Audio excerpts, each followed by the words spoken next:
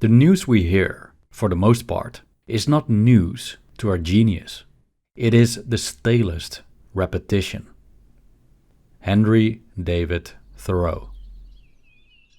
Maybe it's just me, but I've been observing an increase in hopelessness in my environment, both online and offline. I've noticed a lot of negativity about the future, whether it concerns geopolitical events or the emergence of artificial intelligence. I get it. The world was already changing rapidly last century, but the pace of development today seems to have increased exponentially. When we switch on our televisions, laptops and phones, we're bombarded with breaking news, opinion articles and analyses. And most of it just adds to the overall bleakness portrayed by the media. I don't want to delve into the details now, but there's an endless stream of information about political unrest, immigration, left versus right, and global conflict. If you're like most people, just noticing this endless stream of information will not leave you unaffected. It may influence your political views, sometimes pushing them toward the extreme. It can directly influence daily decisions, such as panic buying a year's worth of toilet paper during a pandemic, or abandoning travel plans. But it could also profoundly alter your mood. And to be honest, I'm not resistant to that either. Not too long ago, I experienced a period during which I let myself tumble into the dark rabbit hole of whatever constitutes the news. I was watching the news more often than usual, following all kinds of channels that put out multiple videos a day talking about the latest developments on the world stage, under the guise of fighting for democracy or spreading the real message. However, I soon realized that the more I watch this type of content, the worse I feel.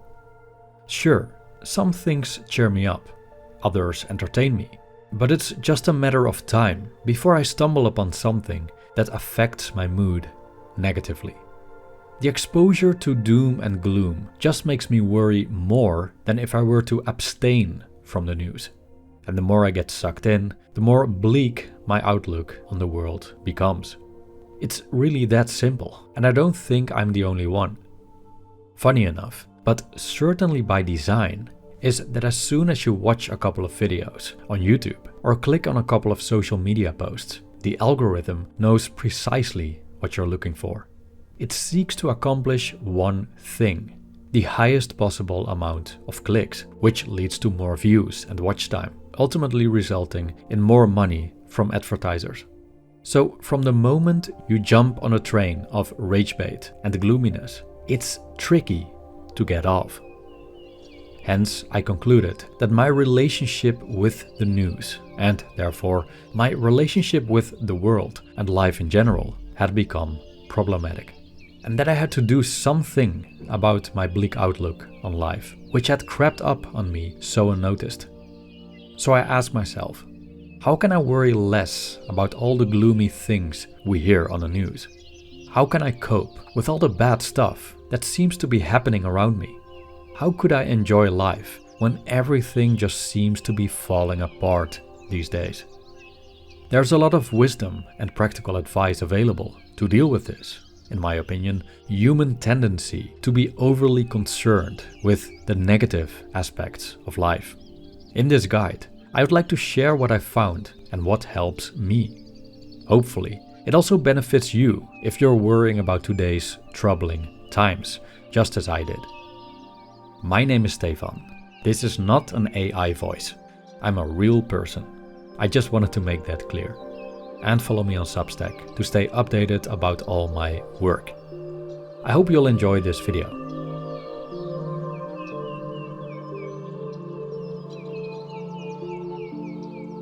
One of the books I read a couple of times on my expedition out of the news rabbit hole was a short book by Rolf Dobelli named Stop Reading the News, which he describes as a manifesto for a happier, calmer and wiser life.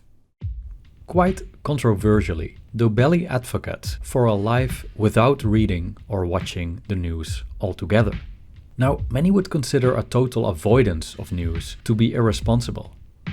After all, as responsible citizens, aren't we supposed to be up to date about what's happening in our environment, so that we can act in the best interest of our communities? For example, aren't we supposed to stay updated about a spreading epidemic so we know what precautions to take? Surprisingly, Dobelli argues against this reasoning.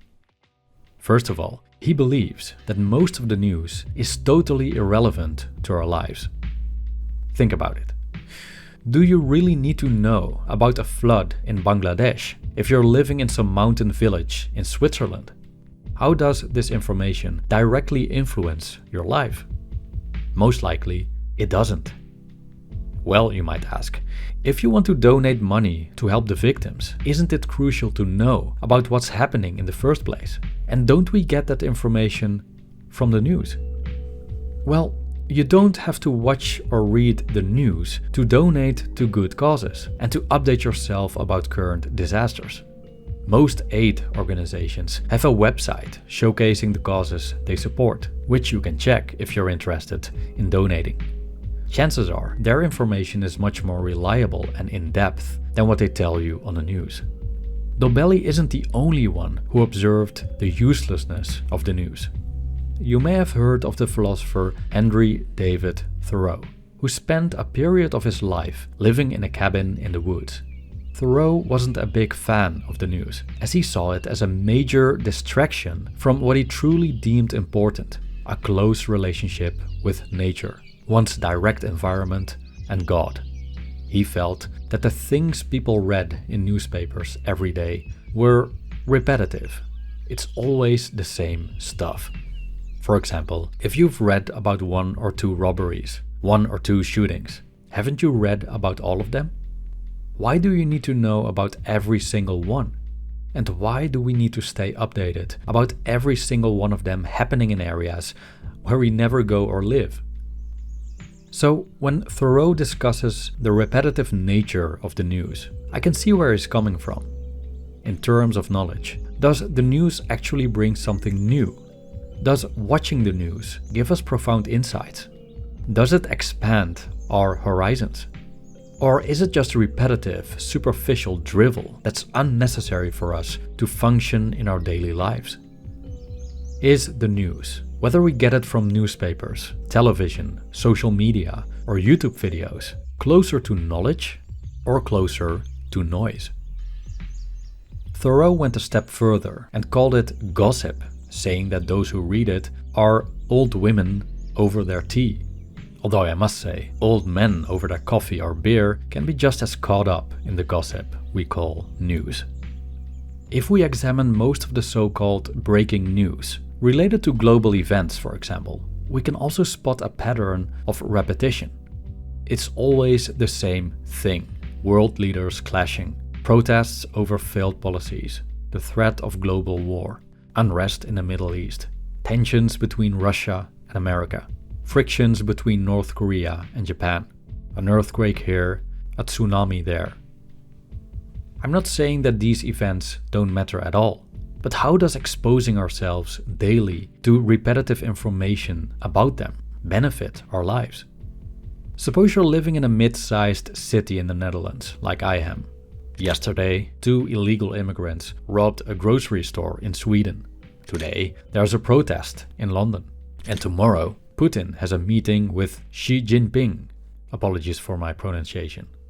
Is there anything I could do with that information that benefits my daily activities?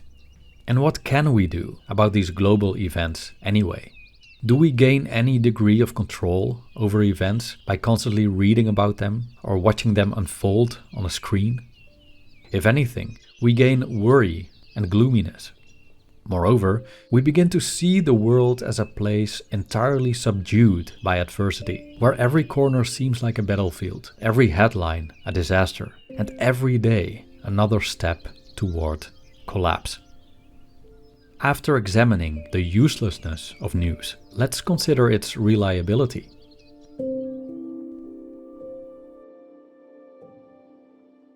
I don't remember a lot from what I learned in high school, but there's one specific lesson from social studies class that I vividly recall. Our teacher was explaining the mechanics of the media and coined the term selective perception. He explained that from all the newsworthy things that happen in the world, there's only a small percentage that make the news. There is a selection made by the media containing a minuscule part of actual events, which is then magnified, often in larger-than-life proportions. This means that what we see in the daily news is not quite representative of what's happening in the world as a whole. This may come as a shock to some, as they believe that watching the news allows them to stay updated about what's happening in the world. But in reality, they consume a carefully curated stream of events. And those who select these events usually don't have the intention to provide us with an unbiased, objective, and representative overview of daily affairs. Most, if not all, news outlets, including independent YouTube influencers, are driven by monetary gain. They want views, clicks, and sales. The classic "Amusing Ourselves to Death" by Neil Postman presents a compelling argument suggesting that since the advent of television, public discourse has shifted from rational, in-depth, and argumentative to being driven by entertainment. By watching the news on TV, or, like many do today, on social media, we think we're well informed, but we're actually just being entertained. Few people today are willing to seek information in reliable, well-researched sources, such as peer-reviewed articles and books. Instead, they form opinions based on a TikTok reel and shape their worldviews based on some influencer wearing a beanie yelling into a microphone. Nothing wrong with beanies, by the way. As people's attention spans become increasingly shorter, the demand for entertainment within news outlets increases. And thus, to maintain their audiences, news outlets, including written media online and offline, must cater to the needs of their viewers. And what do these viewers want? They want to be entertained. Failing to do so results in viewers clicking away and seeking something more appealing. Hence, the more polarizing, the more dramatic and gloom-mongering, the more clicks it gets. This, of course, happens at the cost of well-researched, in-depth, balanced pieces of information. And we should not overlook the fact that the vast majority of news is bad news. Humans seem inclined, possibly out of a survival instinct, to respond more strongly to bad news than good news. Hence, good news, such as the artificial reefs forming around the windmills in the North Sea, or the fact that Dutch streets are far safer today than in the past decades, or that immigrants in the Netherlands are doing better and better in higher education, doesn't really sell. So we're dealing with a publication bias. Bad news, frequent misinformation, and a vicious denial of facts dominate our media because it sells. And this is a very dangerous thing. Considering selective perception, profit motives, the entertainment factor, and publication bias, what can be said about the reliability of the news? Suppose we want to stay informed about our planet. How reliable are news outlets in providing an objective and representative view of the world? Philosopher Arthur Schopenhauer, known for his rather pessimistic views on humanity, pretty much hits the nail on the head when he called exaggeration of every kind essential to journalism, just as it is to the dramatic arts. And I quote, "For the object of journalism is to make events go as far as possible. Thus it is that all journalists are, in the very nature of their calling, alarmists, and this is their way of giving interest to what they write. Herein they are like little dogs. If anything stirs, they immediately set up a shrill bark." End quote. We just have to scroll through the collections of popular news channels on YouTube to see that almost every video title and thumbnail has this deeply alarmist feel to it. It's the exaggeration of every kind that Schopenhauer talks about. Little dogs that bark at anything that stirs. Aren't such pieces of so-called news closer to the dramatic arts than reliable, balanced information? However, that doesn't mean that nothing bad ever happens in the world, or that we should deny the existence of specific issues or adversity in general.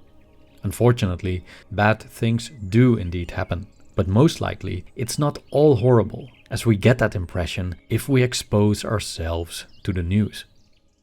So, let's suppose you reduce your news consumption. Does that mean that all troubles are gone? Of course not. The world keeps spinning. Bad things keep happening. The future remains uncertain. And destructive global conflicts are still very much possible.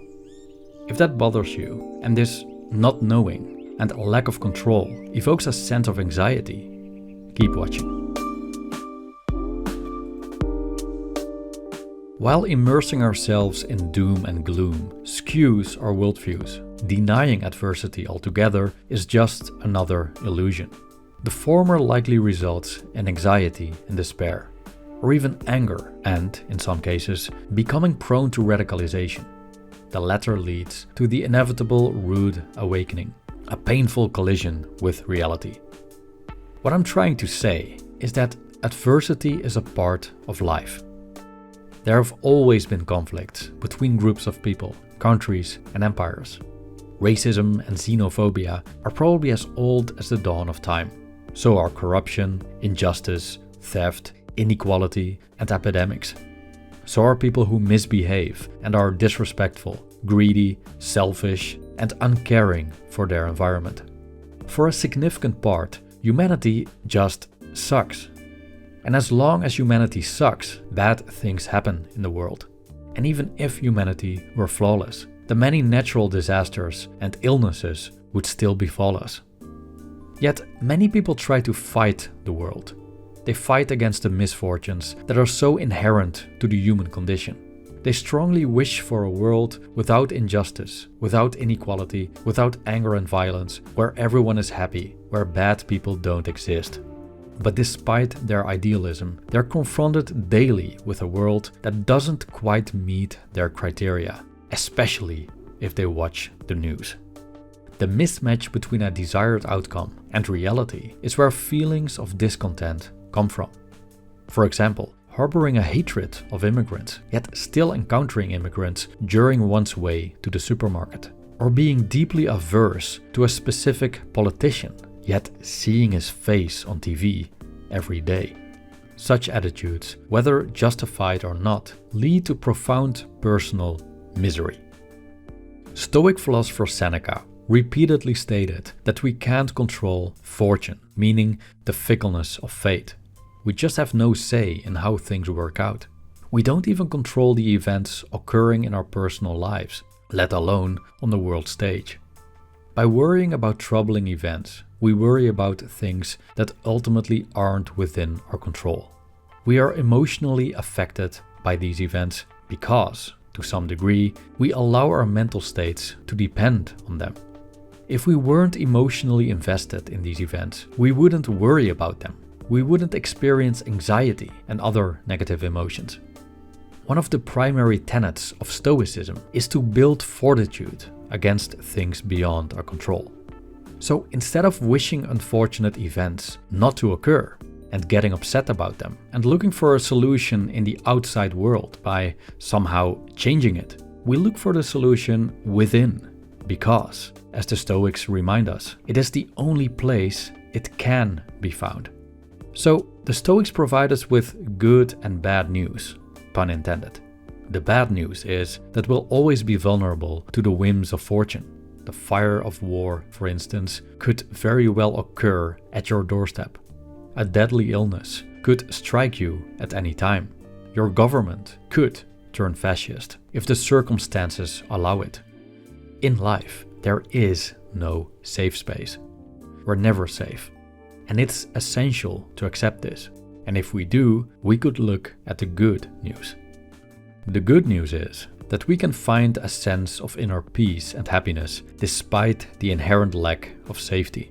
In this regard, the Stoics align with the Buddhists and the Taoists, as well as therapies such as cognitive behavioral therapy and the concept of radical acceptance from dialectical behavior therapy.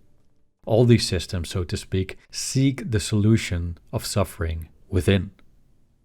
So, what practical measures can we take to worry less about the news? There are many ways and methods to buttress ourselves against the influences of the doom and gloom we see in the media. In the practical part of this video, I'll discuss a couple of actionable ideas from philosophy that I deem helpful. To worry less about the world, it's key to improve one's attitude toward it. Philosopher and psychiatrist Viktor Frankl famously wrote, "When we are no longer able to change a situation, we are challenged to change ourselves," which sums up the essence of this guide. Assuming you're not omnipotent, you cannot stop adversity from happening. To be free of suffering caused by external events, the most rational choice is to focus solely on what is within your control. Ideally, we would cultivate such a fortitude that watching the news for, let's say, 10 hours a day wouldn't affect us. But aside from the fact that watching the news 10 hours a day is a waste of time, is it even realistic to aim for such an extreme level of resilience, especially in the short term? We can't all be Buddhas within a week, and the question is, should we even be aiming for that? Let's consider a more pragmatic approach, starting with A. Reducing news intake. Remember Thoreau and Schopenhauer? They say that news is characterized by gossip, noise, drama, exaggeration, and repetition. They discouraged exposing oneself to it.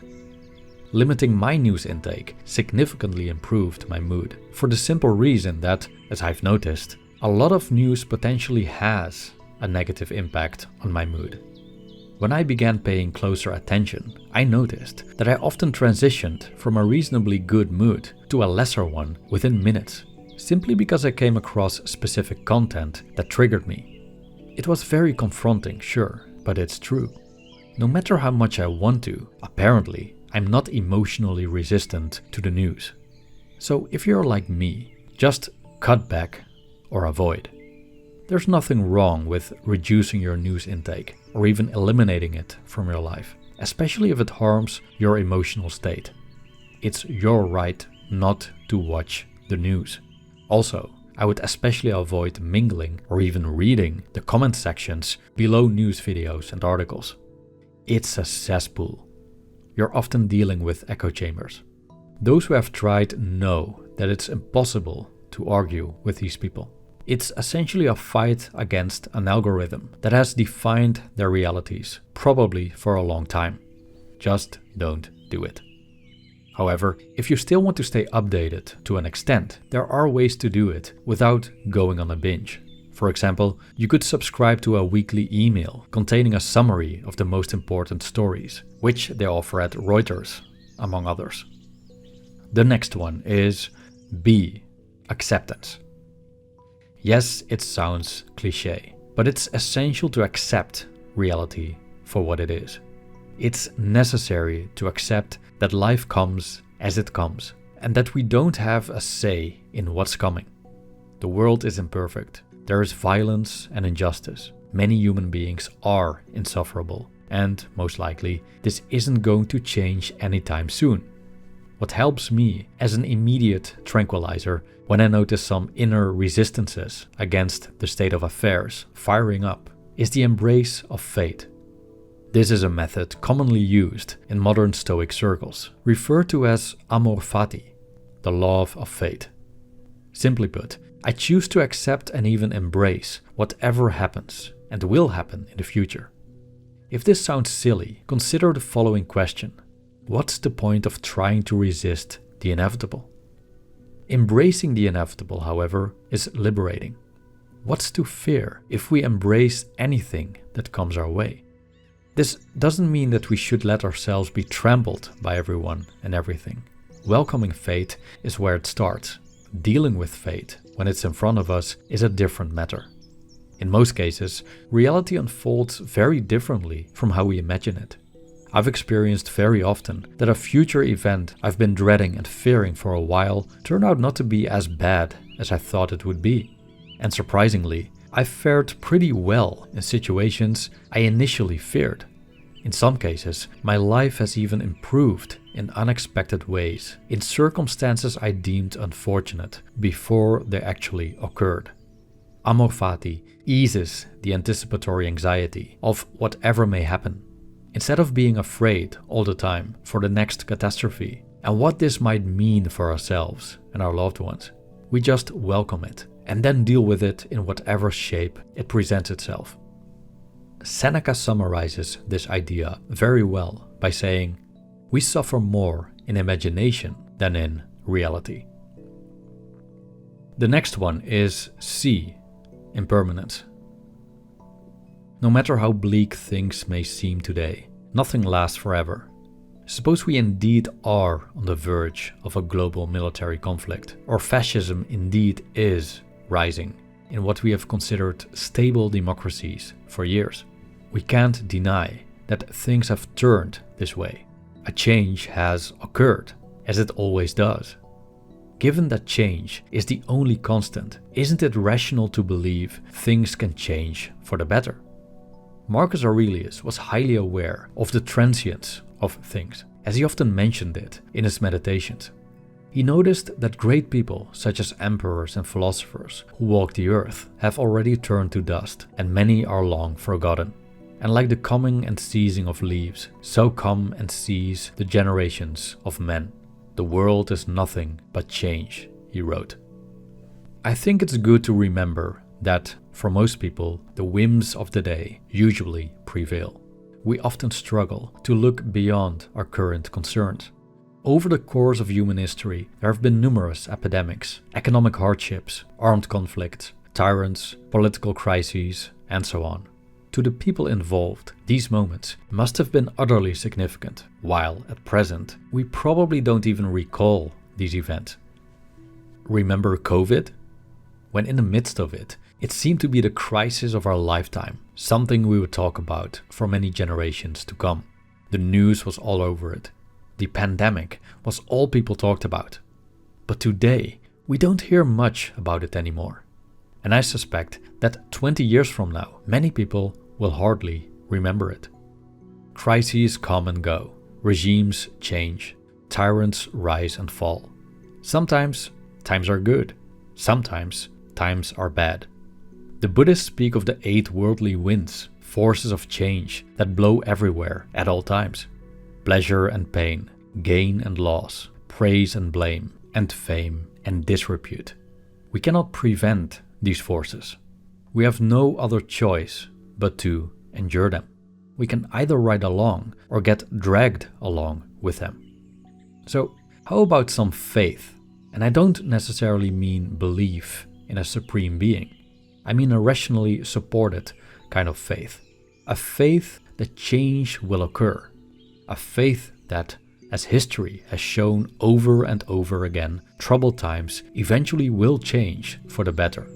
And the things we hear in the daily news, no matter how alarming they may seem, will also fade into insignificance, often very quickly.